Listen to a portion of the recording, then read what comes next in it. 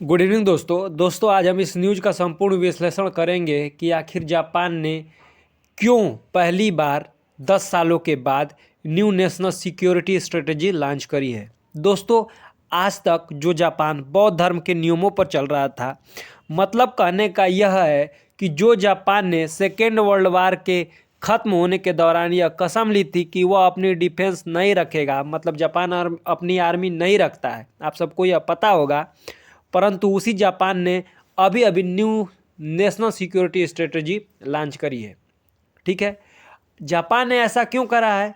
तो जापान ने हाल ही में चाइना और नॉर्थ कोरिया के अग्रेसिवनेस को देखकर यह कदम उठाया है। वह अपनी डिफेंस में ग्रोथ करना चाहता है, मतलब यह है कि वह अपनी सैनिक ताकत को फिर से बढ़ाएगा। इसके लिए जापान ने 16 दिसंबर 2022 को new national security strategy issue करा है। 10 सालों के बाद वह ऐसा करा है। इसके अलावा वह NDS national defence strategy and defence build up programme भी एडॉप्ट करेगा। जापान के फॉरेन मिनिस्टर योशिमासा ने कहा है कि जापान ने यह कदम इसलिए उठाया है क्योंकि चाइना और नॉर्थ कोरिया बहुत ही एग्रेसिव हो रहे हैं। जहां चाइना साउथ चाइना सी के साथ साथ हमारे इलाके में अपने फाइटर जेट उड़ाता फिरता है, तो दूसरी तरफ नॉर्थ कोरिया हमें धमकी देता रहता है कि अगर यूएसए उसकी बात नहीं माना तो हम जापान पर परमाणु बम गिरा देंगे। क्योंकि हमारे साथ ऐसा हो चुका है हिरोशिमा और नागासाकी में, तो हम ऐसा दूसरी बार नहीं करना देना चाहते किसी भी कंट्री को। इसीलिए हम ये अपनी न्यू नेशनल सिक्योरिटी स्ट्रेटजी जो होता है वो लॉन्च करा है। इसके लिए जापान ने 3 क्लियर ऑब्जेक्टिव जो होता है वह मेंशन करा है। मतलब उन्होंने बताया है कि उनका लक्ष्य क्या होगा। उनका लक्ष्य है कि जो विश्व के सिक्योरिटी है उसको मेंटेन रखना, अपने आसपास पीसफुली इन्वायरमेंट बनाए रखना, और सारे जो अंतर्राष्ट्रीय बॉर्डर हैं वह बिल्कुल समुचित तरीके से रहें। इसके लिए यह अनिवार्य है कि हर देश ताकतवर हो। अगर हर देश ताकतवर नहीं रहेगा, अगर कोई देश किसी दूसरे देश से उच्च बनाता है तो वह उसकी भूमि पर कब्जा करने की कोशिश करेगा। दूसरा इसमें मेंशन किया गया है कि जो आसपास के क्षेत्र हैं हमारे इलाके के, उसको पूरा तरह से सिक्योर करना है, और हमारा जो एलायंस है किसके साथ, यूएसए के साथ, तो उसको और मजबूती प्रदान करनी है। यूएसए के साथ क्या अलायंस है? तो 1945 ईस्वी में जब हिरोशिमा और नागासाकी में परमाणु बम यूएसए ने गिरा दिया था, उसके बाद जापान और यूएसए के बीच एक डील हुई थी, अलायंस हुई थी।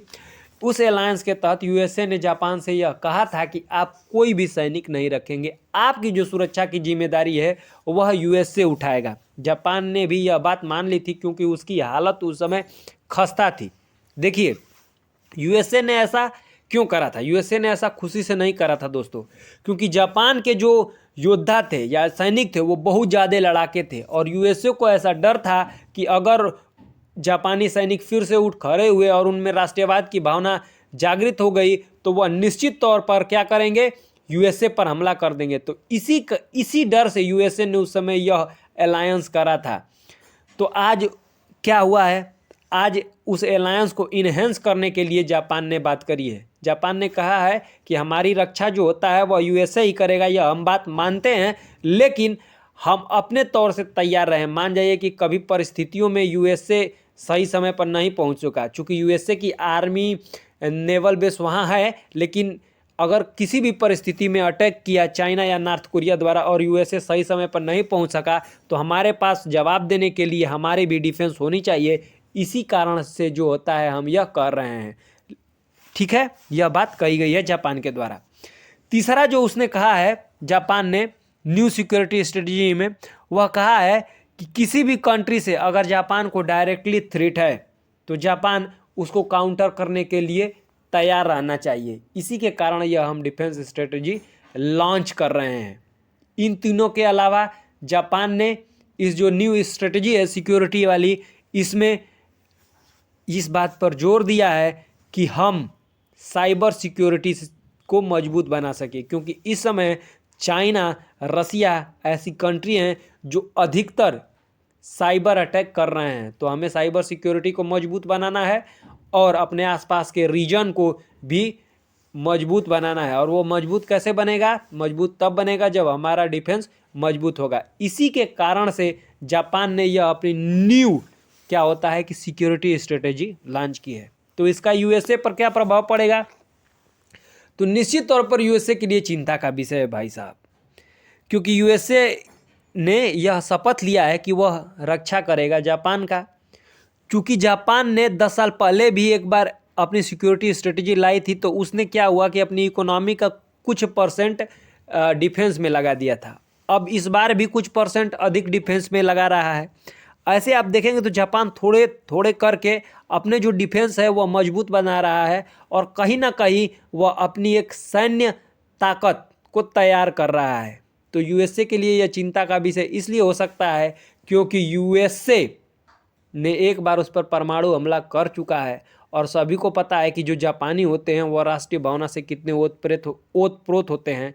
तो ऐसा फ्यूचर में हो सकता है कि कभी यूएसए और जापान के बीच भी युद्ध लग सकता है। ये मेरा मानना है, ये मेरा परसेप्शन है। तो इसी कारण यूएसए ने इस पर थोड़ा सा प्रतिक्रिया दिया है और उसने कहा है कि घबराने की कोई बात नहीं है, हम पूरी तरह से जापान के लिए समर्पित हैं। तो दोस्तों यह थी आज का हम लोगों का विश्लेषण कि जापान ने new national security strategy launch किया है वह क्यों किया है। तो जापान ने साफ तौर पर जो गाज गिराई है वह चाइना और नॉर्थ कोरिया पर कराई है। परंतु सभी को पता है कि जापान ऐसा क्यों कर रहा है। जापान जो विश्व में हथियारों की होड़ मची हुई है उसको देखते हुए उसने यह निर्णय लिया है, क्योंकि यूएसए बार बार उसकी मदद करने के लिए नहीं आ सकता है। मान जाइए कि युद्ध लगा और यूएसए कहीं दूसरे युद्ध में बिजी हो गया तो फिर क्या होगा? तो जो कंट्री है, कोई भी कंट्री अपनी स्वयं की सुरक्षा के लिए अपना डिफेंस रखना चाहेगा। तो इसी कारण से जापान भी इस बार धीरे धीरे करके अपने डिफेंस को विकसित कर रहा है। होप करता हूं दोस्तों आपको यह विश्लेषण अच्छा लगा हो। अगर यह विश्लेषण अच्छी लगी हो तो क्लास को लाइक, सब्सक्राइब और शेयर करना ना भूलें।